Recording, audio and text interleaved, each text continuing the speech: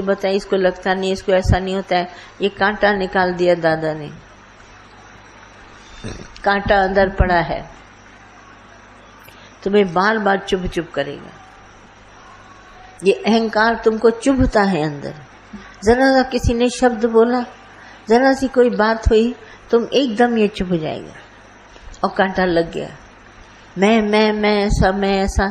तुम लोग घरों में पता नहीं कैसे रहते होगे, बहुत डिक्टेटरशिप में रहते होगे, जैसे तुम्हें कोई कुछ कह न सके।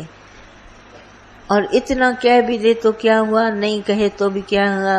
घर ऐसे सरलता से चले, प्यार से चले, तुमको पता ही न चले। ये हमारा ज्ञान है। मैं तो सबको उधर यही बात सिखाती हूँ, अगर तुम्हारा अभिमान एक तुमको दिख जाए, निकालना नहीं है, भगाना भी नहीं है, अंदर डालना भी नहीं है, सिर्फ मुझे मेरा अभिमान दिख गया, अब मैं करूंगी नहीं, कभी नहीं करूंगी। तुम अपने अभिमान को देखो, चेक योर मिस्टेक, अपनी गलती को पकड़ो। कभी भी कोई हमको दर्शाए, दिखाए, तो अपनी गलती को पकड़ो, उसी क्षण गलती को निकाल के बाहर कर दो, तुम बिल्कुल फिट हो गया। अपनी मिस्टेक खुद पकड़ो। हमको इतना डॉक्टर ने, दादा ने एक्सपर्ट कर दिया है कि हम अपनी गलती खुद पकड़ते हैं। मुझे जरा सा दुख हुआ, क्यों हुआ, जरूर मेरी अहमता होगी तभी हुआ। मुझे बहुत अच्छा लगा, मतलब जरूर कुछ अंदर में हमारी इच्छा भरी होगी, फुलफिल हुई होगी, तो हमको अच्छा लगा। दोनों बातों में पकड़ो, ये अभिमान है। जब तक ये नहीं गया, बाकी ज्ञान सुना तो क्या किया। और इस अभिमान के निकल जाने पर हम सब घरों में क्या, कहीं भी रह लो, तुमको कुछ नहीं लगेगा। चाहिए कुछ नहीं, हमारी प्रारब्ध इतनी बनी हुई है अच्छी, कौन नहीं हमारे साथ बैठेगा, प्यार करेगा, बात करेगा। अहंकार हटा दो। अहंकारी को के साथ कोई बैठना मंजूर भी नहीं करते। अहंकारी निंदका पीठ दे, भगवान की पीठ होती है उस समय, पीठ दे देता है, बोला भले इसको जो करना है करो। अभिमानी की तरफ पीठ है, और प्यार वाले की तरह बार बार बुलाएगा, बिठाएगा, दिखाएगा।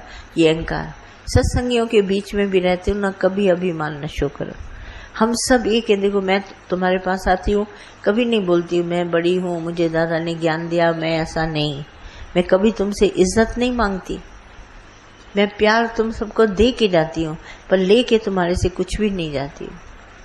हम सब एक है, कोई भी बैठा है, कैसा भी है। तुम जब तक अपने सत्संग जहाँ जहाँ आप करते हैं, ऐसे आपने प्यार नहीं किया, आपका ज्ञान कभी नहीं बढ़ेगा, वहीं पर रहेगा। इसीलिए इस ज्ञान को बढ़ाने के लिए प्रीत बहुत जरूरी है, और वो भी रीत के हिसाब से नहीं कि हम इतना देंगे, इतना नहीं देंगे। रीत नहीं, पर प्रीत। चाहे तुम्हारे घर वाले हैं, चाहे तुम्हारे सत्संगी है, तुम दोनों में सम हो जाओ, समानता में, तब हम कहें ये समत्व योग का ज्ञान है। हम किसी से अच्छे, किसी से बुरे नहीं होते, घर वाले से या इधर से उधर नहीं, सबसे समत्व योग। तो समानता के योग का ये ज्ञान लेकर, समत्व योग का हम ज्ञान लेकर कभी भी किसी से अभिमान नहीं करते। राग द्वेष तो बात की दूर की बात है, एक अहंकार की तरफ हम ध्यान देते हैं और वो चला गया। एक अभिमान जब निकल जाता है तो सब विकार खुद ब खुद चले जाते हैं और हमको कुछ नहीं करता है। पर ये हम सबके स्वभाव में है, और स्वभाव को भाव से वश करो। भगवान ने तो क्या हुआ, हमारे सत्संगी ने ऐसा कहा तो क्या हुआ, ऐसा तो क्या हुआ, घर वालों ने तो क्या हुआ, पड़ोसी में, वो थोड़ी ना मुझे जानते हैं। भगवान श्री कृष्ण ने सीधा बोल दिया, ये हमको नहीं जानते हैं, तभी मेरे से उल्टा दुर्योधन चल रहा है। ये धृतराष्ट्र भीष्म पितामह मुझे नहीं जानते हैं। बाद में जाके भीष्म पितामह ने पहचाना है उसको। मधुसूदन कह के जब उसको वाणों की वर्षा हुई है ना, तो उसको शिखंडी को सामने ला दिया। तो जब शिखंडी लड़ाई के मैदान में आया, भीष्म पितामह को एकदम ध्यान आया, बोला ये तो सिर्फ मधुसूदन को मालूम था, भगवान कृष्ण को मालूम था कि मेरी मौत इससे होगी। शिखंडी आया था जैसे हिजड़ा होता है ना वैसे, और इसने कहा था मैं स्त्री का मुख कभी नहीं देखूंगा, भीष्म पितामह ने, वो भी लड़ाई के मैदान में। और ये बात सिर्फ भगवान श्री कृष्ण को पता थी। बोला कितने भी तीर मारे अर्जुन, पर भीष्म पितामह की मृत्यु नहीं होगी। अगर ये सेनापति नहीं मरा तो जीत तो लड़ाई में होगी नहीं। तो भगवान श्री कृष्ण ने ऐसा किया उल्टा खेल कि शिखंडी लड़ाई के मैदान में था, उसको भीष्म पितामह के आगे कर दिया। जैसे उसकी नजर भीष्म पितामह की गई शिखंडी के ऊपर, कहा ये मधुसूदन है। इसी को ये बात मालूम थी और किसी को नहीं मालूम, पहचान गया। बाद में भगवान श्री कृष्ण ने इसको पहचान दी ये वाली शिखंडी की, तो इसने पीठ दे दी, देखना नहीं था मुख। तो अर्जुन को मौका मिल गया, इसने पीठ पर धड़ाधड़ तीर मार डाले। इतने मारे कि वो यूं करके गिर गया। तीरों की सेना पर भीष्म पितामह यूं लेट गए। आखिर में अर्जुन को बोला, अर्जुन मेरे सिर में तीर नहीं है क्योंकि मेरा सिर लटक रहा है नीचे। तो अर्जुन आया रोते रोते, पितामह आपको तकिया दिया है उसने। तो तीर को लगाकर धरती पर ऐसा उसके ऊपर सर टिका दिया। तब सामने भगवान श्री कृष्ण खड़े थे, उसने नमस्कार किया और मुस्कुराया भीष्म पितामह कि मैं तुमको अब पहचाना। फिर आंख बंद करी, दर्शन किया। फिर भगवान श्री कृष्ण ने विष्णु रूप धारण करके सुदर्शन चक्र से उसको दर्शन दिया भीष्म पितामह को। फिर नमस्कार किया, आंख बंद करी भीष्म पितामह ने। ये अभिमान, मैं नहीं देखूंगा स्त्री का मुख, मैं देखूंगा, मैं ऐसा करूंगा, मैं ऐसा करूंगा। सब तरह से अभिमान को भगवान ने लिया है। भगवान श्री कृष्ण उसके सूक्ष्म अभिमान पर बार बार फोकस कर रहे थे, लाइट डाल रहे थे कि तुम्हारा ये अहंकार, तुमने बोला मैं लड़ाई के मैदान में स्त्री का मुख नहीं देखूंगा, मैं भी सबसे बड़ा हूँ, तुम्हारे को मुख दिखा के रहूंगा, तुम्हारी मौत इसी के द्वारा कराऊंगा। क्या हमारे गुरु की महिमा है भगवान की। तब उसको अंदर में आया याद, तो नमस्कार करता है भगवान को।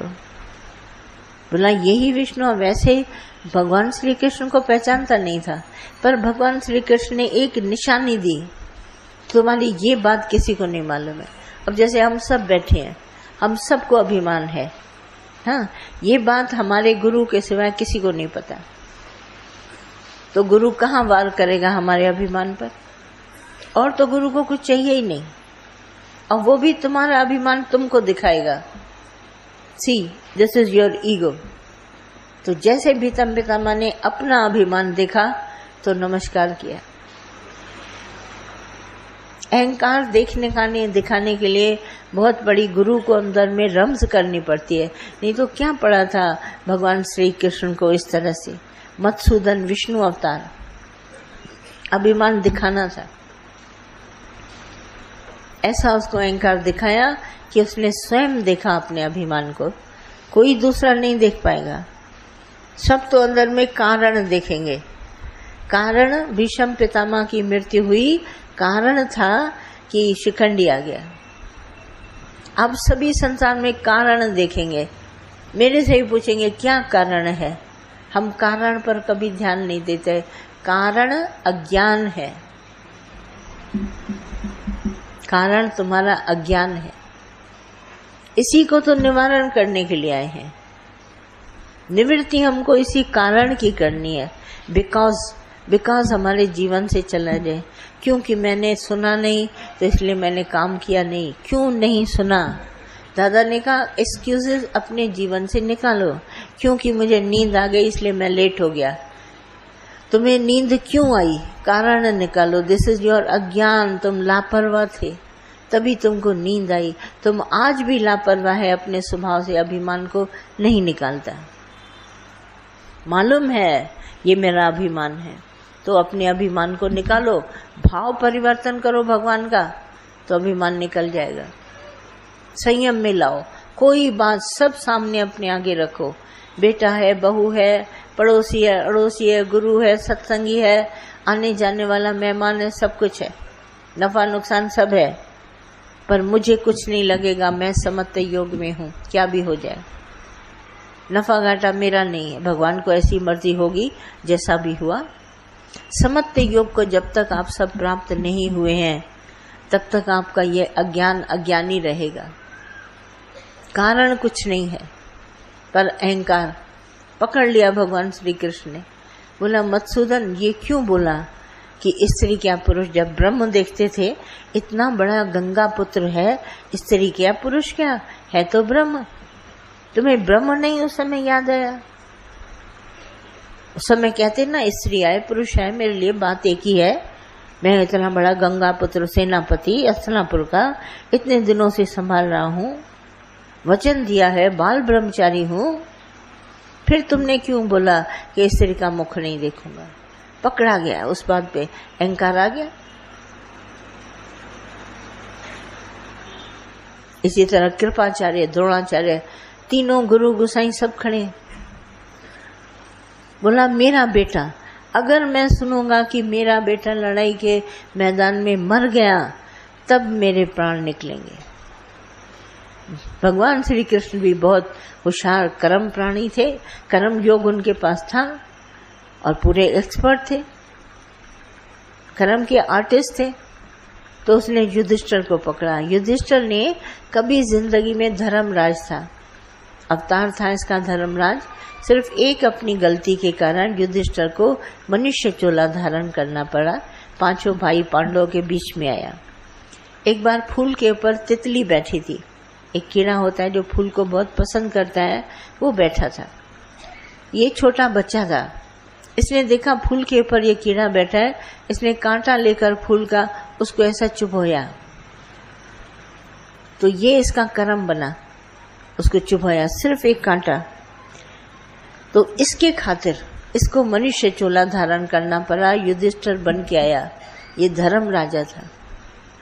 धर्म राजा ने कर्म अधर्म का किया, ध्यान देना, धर्म राय होकर के अधर्म का कर्म किया। उसको क्यों छेड़ा? फूल पर बैठा था तो बैठा था, पर अधर्म का कर्म किया, छेड़खानी करी, तो इसको फिर से जन्म लेना पड़ा। तो बन के आया, पांडवों के बीच में सबसे बड़ा ज्येष्ठ पुत्र बन के आया और धर्मराज था, बिल्कुल इंसाफ, कभी झूठ नहीं बोलता था। और भगवान श्री कृष्ण ने सोचा अगर इससे झूठ बुलवाता हूं तो वो सत्य माना जाएगा, क्योंकि ये युधिष्ठिर कभी झूठ नहीं बोलता। तो इसको बुलाया, बोला अश्वत्थामा मरेगा नहीं, उसको मारना है। भीष्म पितामह को मारा, अश्वत्थामा कृपाचार्य, ये जब तक मरेंगे नहीं तब तक हार डिक्लेयर नहीं होगी। बड़े थे, सेनापतियों के साथ ये सब खड़े थे योद्धा, बाकी तो सेना थी। तो युधिष्ठिर को बुलाया, बोला तुम डिक्लेयर करो लड़ाई के मैदान में अपनी आवाज से। एक अश्वत्थामा हाथी था, उसका नाम भी अश्वत्थामा था और इसके बेटे का नाम भी अश्वत्थामा। पर बोला ये द्रोणाचार्य मरेगा नहीं, कितने ही तीर लगाए। तो बाद में ट्रिक सूझी भगवान श्री कृष्ण को। युधिष्ठिर को बोला तुम अनाउंस करो कि अश्वत्थामा मर गया, ये जोर से बोलो, आधा सेंटेंस, अश्वत्थामा मर गया।